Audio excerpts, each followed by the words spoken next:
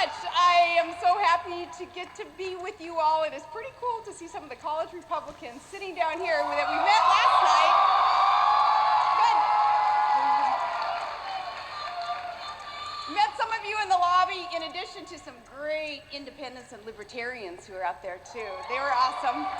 And then last night too, meeting some of our proud, wonderful members of the military. I love you guys, you're my heroes. I love you because I love freedom. And like I always say, if you love your freedom, thank a vet. We thank you guys. It's really, really good to be here today. I love coming back here because there are always so many young people, or as you're known by the folks across the river, Obamacare suckers. Yep, you are the ones, right? You're the ones who pay the bills in our brave new world. They forgot that part, didn't they, when they said that you were the change that you were waiting for. Turns out you have the change that they were waiting for. You have the change, you have the 5s, the 10s, and the 20s. Well, it is great to be back here because this is the place, CPAC is known as the place where the future of conservatism always starts. Whether it was Ronald Reagan back in '75 or Dr. Ben Carson just last year, this is where it starts. And it's because of you and your energy, your commitment to the greatest country on earth and everything that makes her exceptional. It's because of you. So I look at you and I look out at the year ahead and I feel good about America. Now, when we were here last year, there was some reeling going on because of the election results, and our fellow Americans had decided, evidently, to double down on Hopi-Changey and the sages of the Beltway and their sock puppets at MSLSD. Hot tip, Mark Levin. They said that we had to give up our principles, because they said the train of history was roaring to the left, so jump on board or get left behind. But then something happened. That hope and change, it went from a catchy campaign slogan to a reality. And along the way, hope and change, yes we can, it became no you can't. No, you can't log on to the website. No, you can't keep your health care. No, you can't make a phone call without Michelle Obama knowing. This is the third time this week you've dialed Pizza Hut delivery.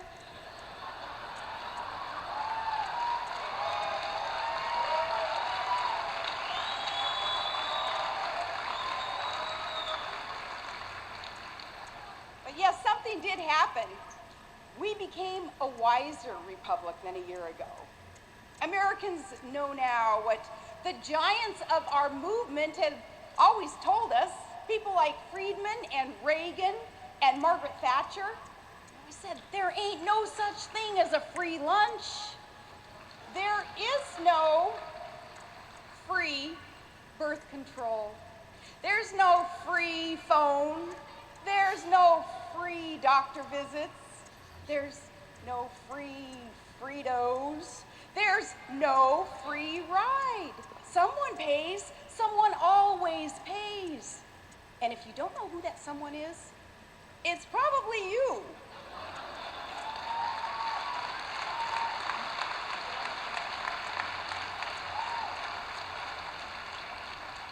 Americans found that out again this year. And hopefully those social engineering politicos learned something as well. Americans aren't quite as obedient as they thought we were. See, they set up a lot of hoops, making us pay for insurance that we don't want, don't need, telling us, Nothing to see in Benghazi. Move along, move along. Nor at the IRS. Nothing amiss. Not even his pigeon. No. Making us bear the brunt of that dopey wobbling on the world stage. But we didn't jump through those hoops the way that we were supposed to. It's like y'all went rogue. I thank you. Yeah, and speaking of y'all, Texas, thank you. Thank you, Texas, because liberty needs a Congress on cruise control.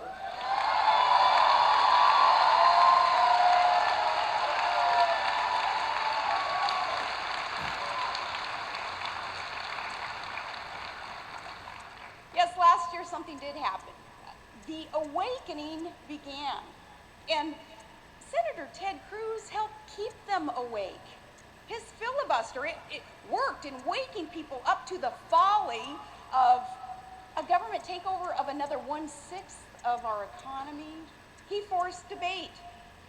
He told his colleagues it was time to stand up, time to use the tools of the Constitution, the power of the purse, to fulfill their campaign promises and to stop Obamacare. But our army balked. We hoped that they were just reloading, but instead they retreated. And worse, they joined the lapdogs in the lamestream to trash the foot soldiers who had fought for America.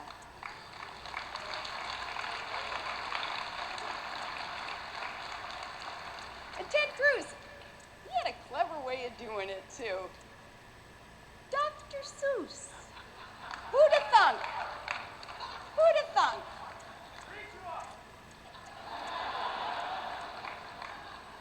Yeah, good idea. Maybe I'll just ad-lib something. Yeah, I'm sure. Okay. But there he was reading it on the floor of the Senate and through airwaves. He was telling his kids, "I'm thinking of you. Thinking of all our kids." And I have 5 kids. So reading Green Eggs and Ham over all those years to each one, you know, man, you totally have it memorized by the time, especially by the time Trig was born. So I had to spice it up a bit. And little Trig, lucky little fella, his bedtime story, now it goes something like this. I do not like this Uncle Sam. I do not like his healthcare scam. I do not like...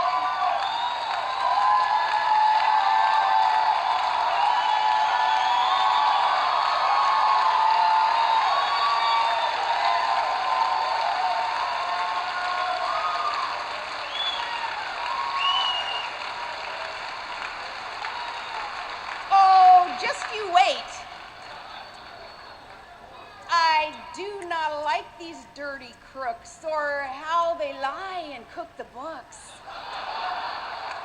I do not like when Congress stills. I do not like their crony dills. I do not like this spying, man. I do not like, oh yes we can.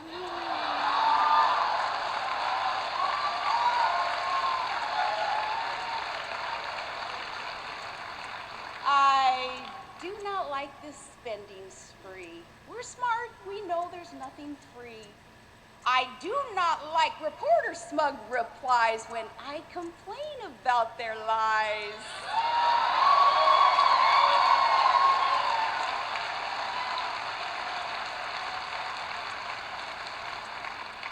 I do not like this kind of hope, and we won't take it. Nope, nope, nope.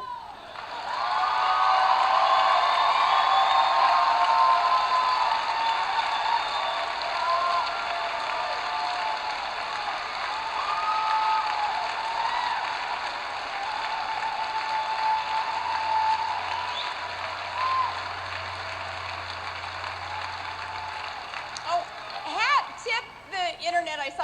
headlines on the internet on that, and I winged the other ones. Okay.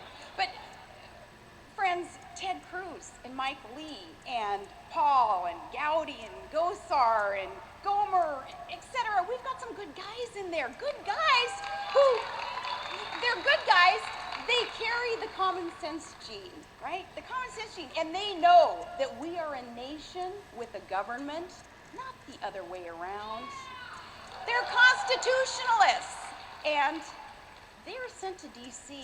to fight the battle there for us.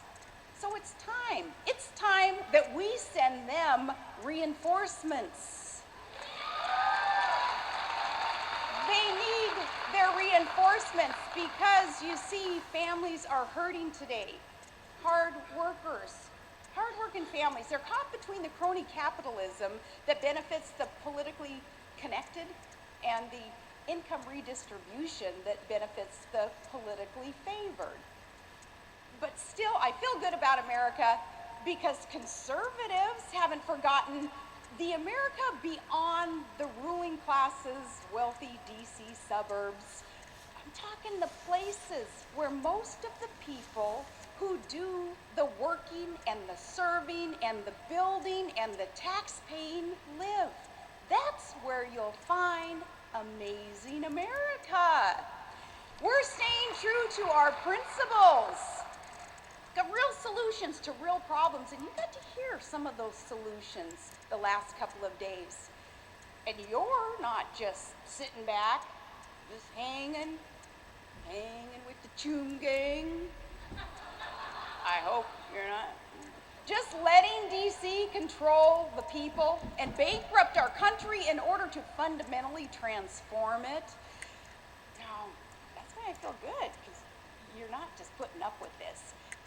We do have some great pro-freedom, free market, pro-family, bitter clingers and wingers, AKA great leaders there. And they're proposing ways to actually help the middle class and allow equal opportunity to work. And then through self-initiative, let everyone be lifted and succeed. That's why I feel good. And because I hear from you, and I see you, I just feel that we know we've got each other's back, and I feel that you know that this is the stirring of a great awakening. I do believe that the eyes of America are open.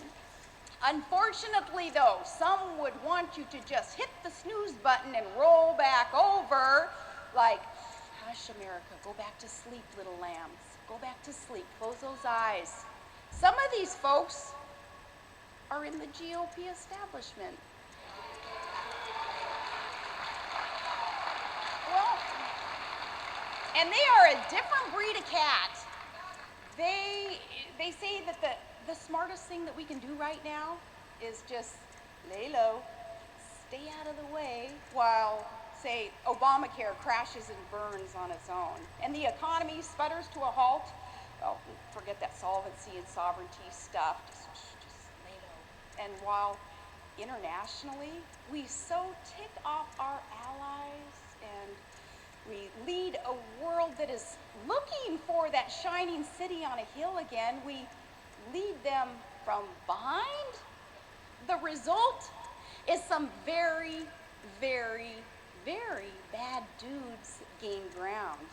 This, instead of putting the fear of God in our enemies, well, proving peace through strength, and that is only brought to you courtesy of the red, white, and blue. That's only what the United States military can do.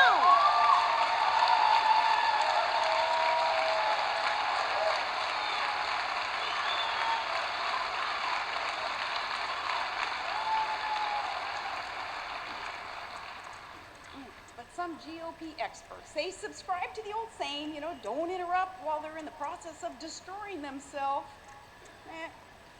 May be true, but you do interrupt when they are in the process of destroying your country. So that's what we're gonna do. We're gonna stop them. 2014, we're gonna stop them. And by the way, you complacent ones who had just shined the boot that would stomp on our neck, working the statist agenda of Obama's. This applies to you too in the 2016 presidential race.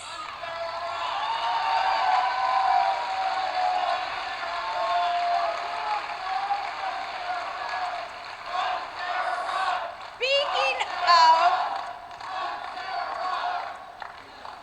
I didn't get to run this morning. I was so busy, man. I did some hot yoga and didn't get to run. No. But, speaking of those who just carry the water, man, I feel sorry for some of those cabinet members. Actually, take Secretary of State John Kerry. I'm saying take him. No, really, I feel sorry because it's just draining on him, I'm sure. He does not look happy.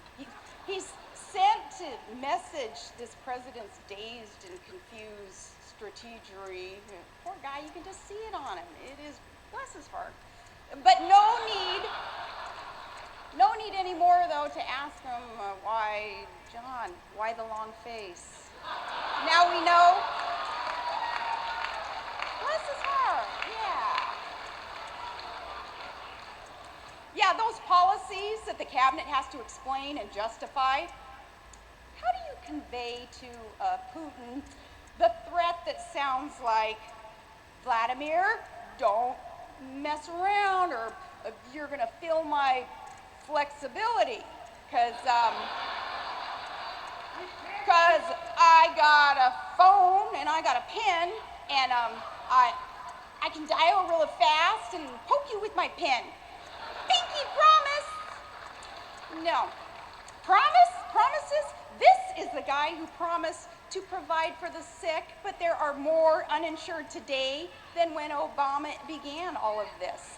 He promised jobs for the jobless, but fewer people work today than since the peanut farmer was our president, and the average family is bringing home $4,000 less today than when Obama started all this. He promised us a safe, peaceful world.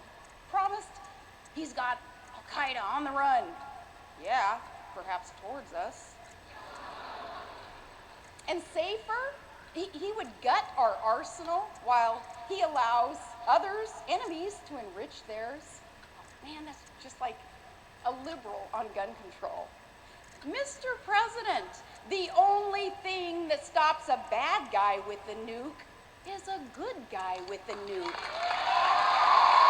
Hat tip NRA.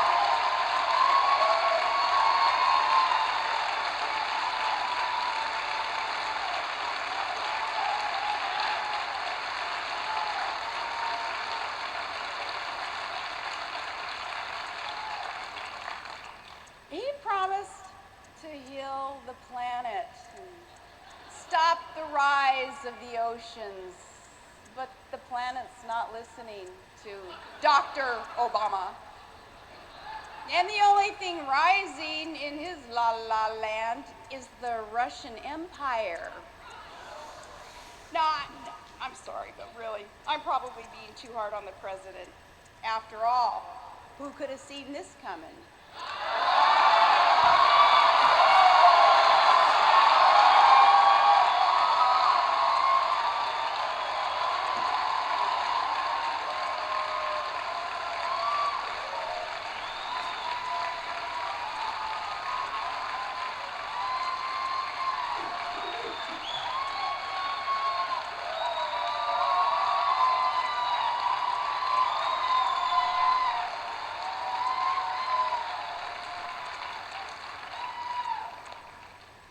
GOP establishment, again, some just going along to get along. You need another come to Jesus meeting, it's time. And bottom line is, today, the Democrats' agenda is a lost cause.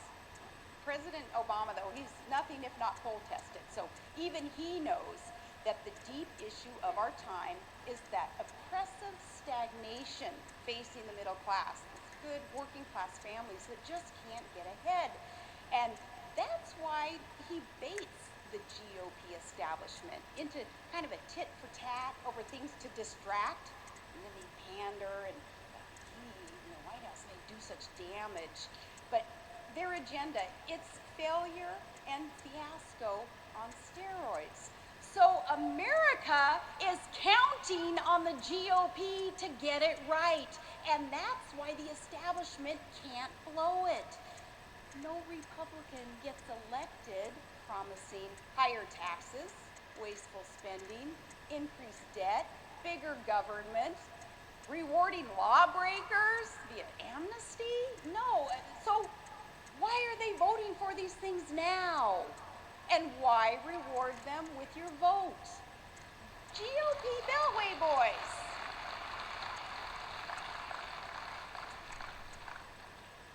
Yeah, GOP Beltway boys. You know that 2010 election victory that swept you into power?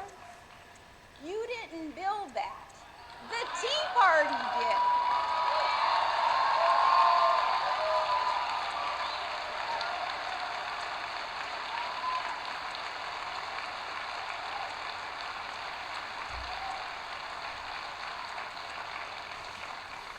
So dance with the one that brought you. And you want another sweep? Then grab a broom and join us at the party.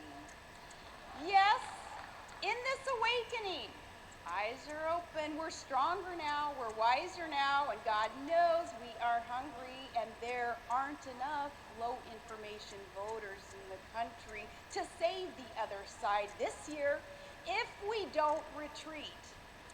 And when we meet next, Lord willing, Harry Reid, either he will be the Senate minority leader or a blackjack dealer in Vegas, where everything stays in Vegas.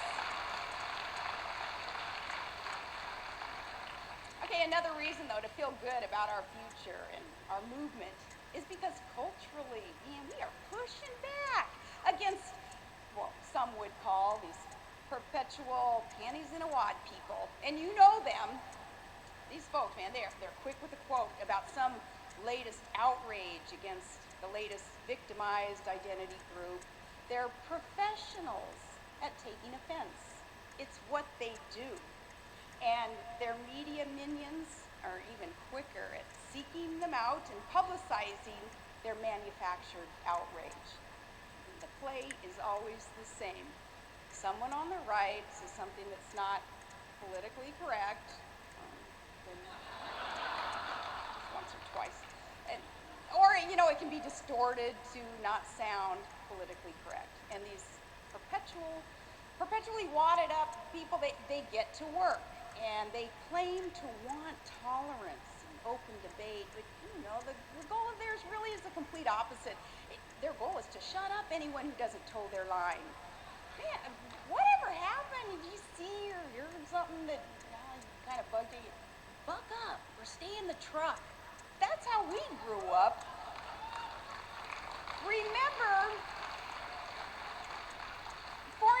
Remember when their skirts got all tangled up over their heads just recently when our buddy from Duck Dynasty, Phil, remember this?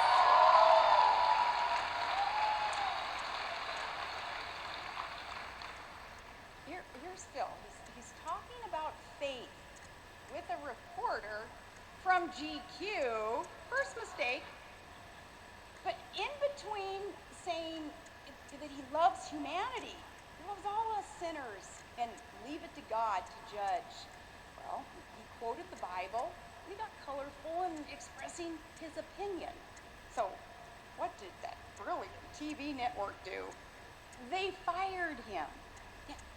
They canned the devout Christian for expressing his devout Christian views on a television show about his devout Christian family. Yeah. Oh yeah, because nothing's ever wrong, nothing out of line on cable TV. It's those executives who get to school America on standards. Yeah, they're the ones, right? Well, in another time though, that might have been it. Phil would have stayed fired, but not now, not this time. People all over America knew. It wasn't just wingers and clingers, the TV shows.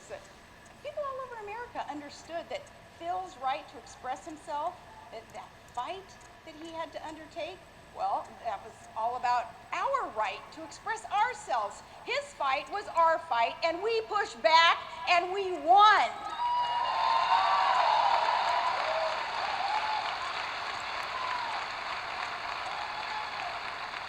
And now everyone is happy, happy, happy. You know, these are the same fainting couch liberals whining that we disrespect women. That's bull. Hey, Democrats, it's your leaders who are demeaning to women.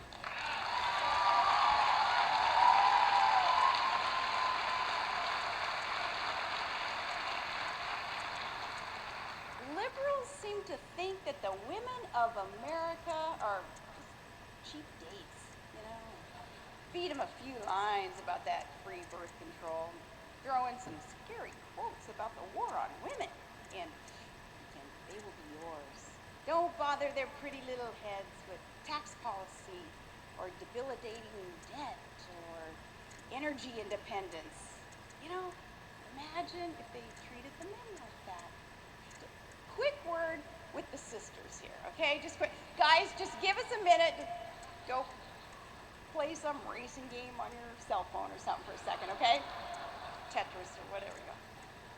Okay, while I talk to the ladies, just for a second here. Girls, we know better than to fall for that victimization line from the president and his party. I know you know better. But if you have a friend or a sister or a roommate falling for this hooey, you gotta set them straight. Ask them, who's really stereotyping you?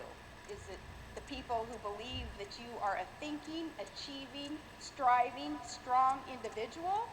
Or those who put you in a box and they define you still by body parts, enticing girls to think that they need these guys to grow government to take care of them?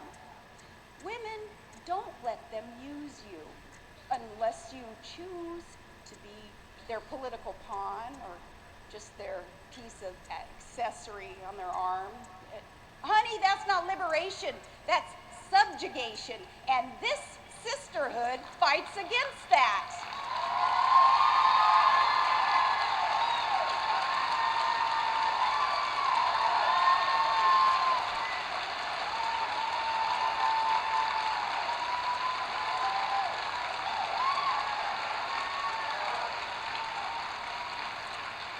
We fight the mastery that big government would want over us. So, who are the real women liberators? Hey, you can join us. Be legit. Because, come on, libs. Can you really sing, I am woman, hear me? No, because donkeys just bray. Only Mama Grizzlies can say, hear me roar.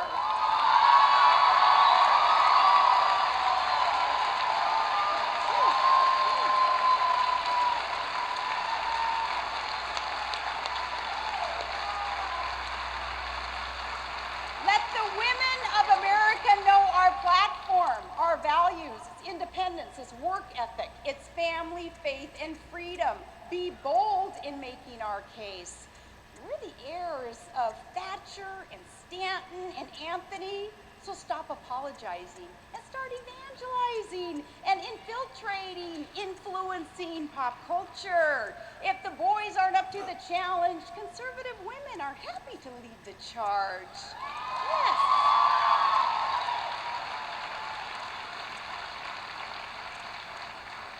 This sisterhood so believes in and respects the power and purposeful potential of every woman, so much so that we're the party with the plank that protects even our littlest sisters in the womb.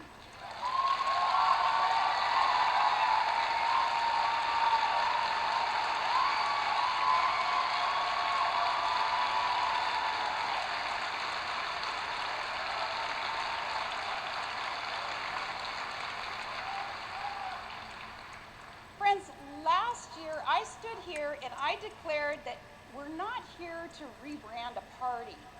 We're here to rebuild a country. And what I meant was, we shouldn't be in the business of just using the right poll-tested phraseology or pander to the right special interests. We're in the business of digging ourselves out of debt, restoring competitiveness, educating our children, and liberating our potential. Truth be told, I think it's from coming from a very diverse family and having a diverse career and being independent. I don't care what you call yourself or how you rebrand a party. If you stand for those right things, I stand with you. And to stand here is to stand on the shoulders of giants, the men and women who've come before, at podiums like this, in front of patriots like you. You're the key. You are what matters in all of this. They coming before, devoting their lives to preserving and protecting what is best in us. Some were veterans, some politicians, some housewives, speaking to soldiers, students, and teachers, firemen, fishermen, farmers, of every race, color, and creed. All were part of a remarkable movement of freedom and human flourishing. And for all that they have given us, all they achieved, such a great price they paid in their honor. Work hard and feel good, knowing that the best is yet to come. This is a great awakening. The age of Obama is almost over.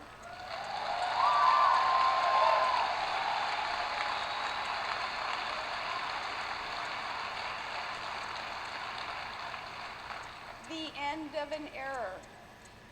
He is the lamest of lame ducks.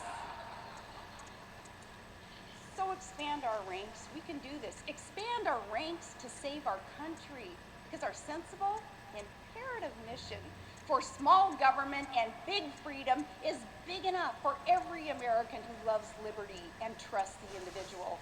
And I know this because we know America, not from the top down, but from the heart looking out. And our message resonates. We believe in the promise of America. That message does resonate, and it has been since a band of brothers dumped tea in the Boston Harbor.